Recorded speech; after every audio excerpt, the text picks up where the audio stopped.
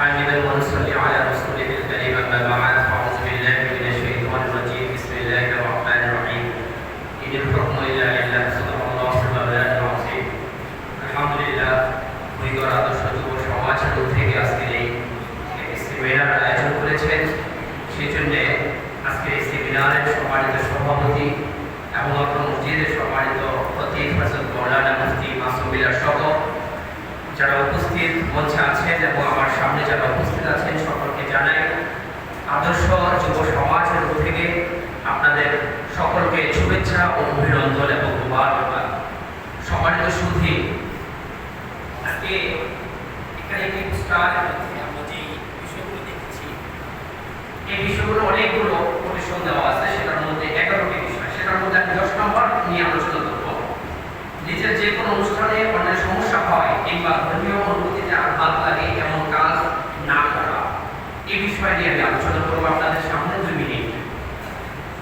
ইসলাম দেশ ও মানবতার লক্ষ্যে আমাদের প্রতিটা জায়গায়, প্রতিটা সমাজে,